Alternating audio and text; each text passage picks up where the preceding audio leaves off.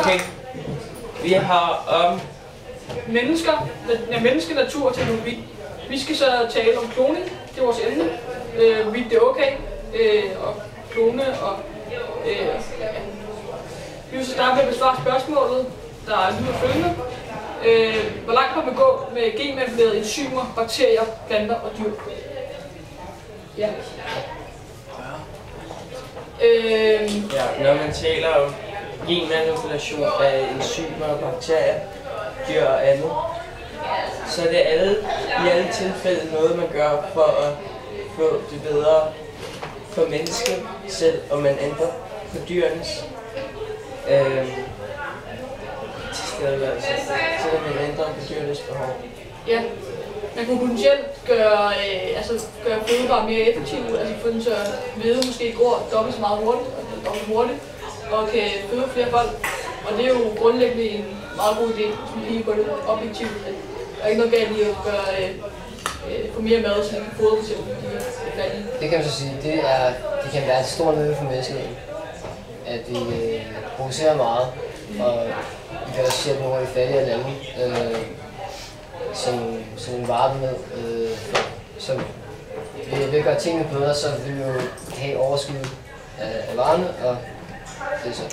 Ja, hvis man ser på det sådan rent konsekvensetisk, det er jo meget sådan den måde, vi har set det på, men hvis man kigger på det mere pligtetisk, så er det vel at ændre på Guds skaberværk og ændre på dyrene, bare for at mennesket skal få det bedre.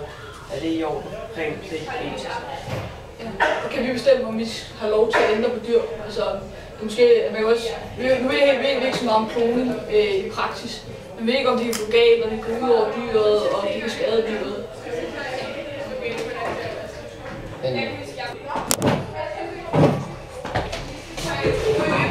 Godt, nu går vi i gang med opgave M, og det lyder... En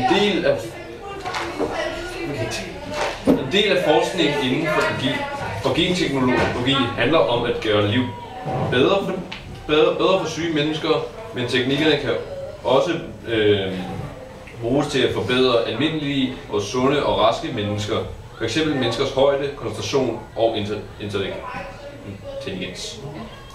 Og så skal vi forklare, hvilken type vi synes, der skal bruges. Okay, skal jeg bare starte? Altså, jeg mener, at det er okay, så længe det handler om at kurere mennesker. Jeg synes, at det tager overhånd, når det begynder at handle om at forbedre. Fordi jeg synes, det er at ændre på Guds skaberværk. Altså, at man prøver at forbedre mennesket.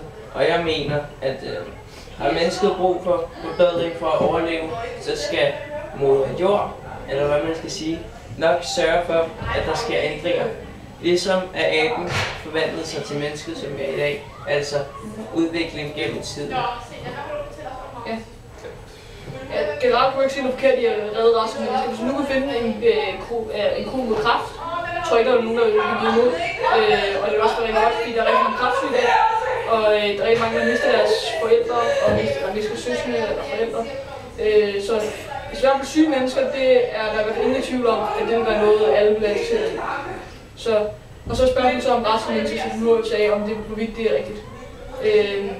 Altså, jeg synes, hvis nu man kunne stå med valget med at gøre et menneske bedre, eller gøre et menneske rask, der synes jeg altid, man skal vælge det syge menneske. Fordi at lige nu og her, så har mennesker brug for at forbedre sig. Vi har brug for videre evolutionen, og som jeg siger, må jo også nok sørge for det, hvis vi har brug for det.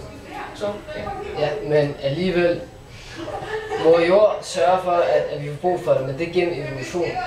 Hvad hvis det enkelte mennesker vil få problemer, at vi ved, at de vil få problemer, fordi det enten har nogle fysiske defekter, altså det enten mangler et ben, eller det er for småt, eller det har nogle helt andre problemer, eller arvelige sygdomme.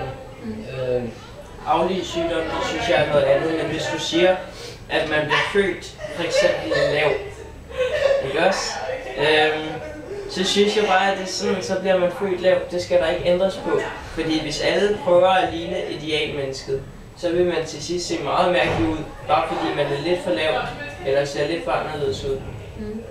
Ja, i den moderne verden kan man sige, der er intelligens også det vigtigste, og der er det lige meget med højden, og hvor stor du er, hvor bred du er, der er det bare intelligensen, det handler om. Men det kan selvfølgelig også være noget af det, man kan ændre på med ens år. Men det er en dårlig idé, for man ved ikke, hvad sådan nogle følger det vil have. At for eksempel at øge hjerneaktiviteten. Nogle mener, at det kan have nogle ukendte følger. Ja. Det synes jeg. Yes. Okay. Godt. Opgave 11. Grundlæggeren af regelsætten har udtalt følgende. Det er nu tid til at stoppe med tro og begynde at forstå. Diskutere om udsagnet har en særlig appel til den moderne verden. Det har en særlig appel til det moderne menneske, på grund af at videnskaben har modvist meget af det, som man før mente Gud var stået for, og at Gud havde skabt. Ja, så derfor, altså vi mennesker begynder at blive mindre mere troende, der er på kristendommen. Vi har jo ikke helt brug for kristendommen mere. Vi forsvarer videnskaben.